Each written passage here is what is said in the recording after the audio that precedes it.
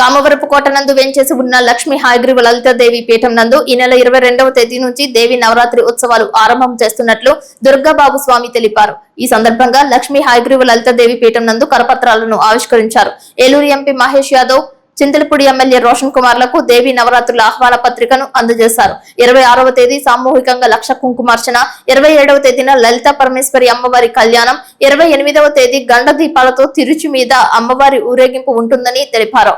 October 2వ తేదీ వరకు 11 రోజుల పాటు జరిగే ఈ పూజాది కైంకర్యాలలో భక్తులు పాల్గొని అమ్మవారి తీర్థప్రసాదాలు స్వీకరించి తరించాలని దుర్గబాబు స్వామి కోరారు. భక్త మహాశయులకు విజ్ఞప్తి, మన ఉభయ తెలుగు రాష్ట్రాల్లో ఉండే భక్త జనాలందరికీ కూడా విజ్ఞప్తి ఏమిటంటే, ఈ నెల 22వ తారీఖు సోమవారం నుంచి అత్యంత వైభవంగా కామవరపుకోట గ్రామంలో వేయించేసినటువంటి శ్రీ లక్ష్మీ హయగ్రీవ లలితా శ్రీపీఠంలో అమ్మవారి యొక్క దేవి శరవణరాత్రి మహోత్సవాలు సోమవారం ఉదయం 6:30 నుంచి విశేషంగా కలశ స్థాపనతో కార్యక్రమాలు ప్రారంభమవుతాయి. ప్రతిరోజు కూడా ఉదయము సాయంత్రము కూడా అమ్మవారికి శ్రీచక్రార్చన వచ్చిన భక్తులందరి చేత చేయించడం, అదే విధముగా అమ్మవారికి ప్రతిరోజు కూడా ఉదయాన్నే విశేషార్చన, విశేష అలంకరణ ప్రతిరోజు కూడా ఈ యొక్క కార్యక్రమాలు మనకి 22/9/2025 సోమవారం నుంచి 2/10/2025 గురువారం వరకు కూడా ఈ 11 రోజులు అత్యంత వైభవంగా అమ్మవారికి ప్రతిరోజు ఉదయం శ్రీచక్ర రాజానికి గోక్షీరాభిషేకము, అలాగే శ్రీచక్ర రాజానికి సామూహికంగా కుంకుమార్చన, పుష్పార్చన జరుగుతుంది. అదే విధంగా మనకి ప్రధానంగా ఈ నెల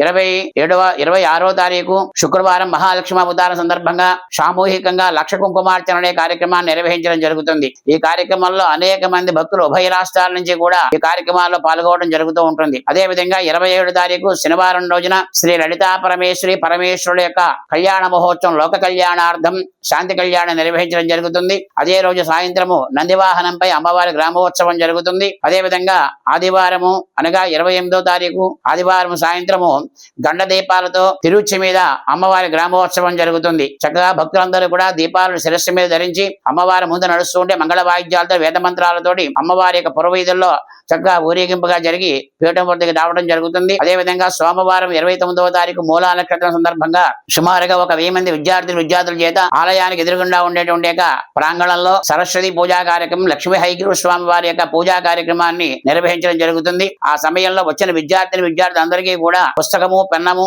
ప్రసాదము, అమ్మవారి అయ్యవారి ఫోటోల్ని అందజేయడం జరుగుతుంది. అదే విధంగా పూజా కార్యక్రమంలో పాల్గొనే ప్రతి ఒక్కరికి కూడా అఖండ అన్న సమారాధన కార్యక్రమం జరుగుతుంది. ఈ విధంగా మనకి ఆ కార్యక్రమాలన్నింటిలోని కూడా భక్తుల వైభవపేతంగా పాల్గొనడం, ప్రతిరోజు కూడా అమ్మవారి పూజా కార్యక్రమంలో పాల్గొనే దంపతులకి, భక్తులకి కూడా అమ్మవారి అన్న ప్రసాదాన్ని అందించడం జరుగుతూ ఉంటుంది. ఈ కార్యక్రమాల్లో విజయదశమి రోజున అత్యంత వైభవంగా అమ్మవారికి రథోత్సవం జరుగుతుంది. మధ్యలో అమ్మవారికి సింహవాహనంపై, హంసవాహనంపై, శేషవాహనంపై గ్రామోత్సవం జరుగుతుంది. అదే విధంగా చివరి రోజున విజయదశమి రోజున అమ్మవారి రథోత్సవం జరుగుతుంది. మంగళ వాయిద్యాలతో, వేద మంత్రాలతో గ్రామం అంతా కూడా. ఆ రోజు సాయంత్రం విజయదశమి రోజు అనగా 2వ తారీఖు రాత్రి శమీ పూజా కార్యక్రమం జరుగుతుంది.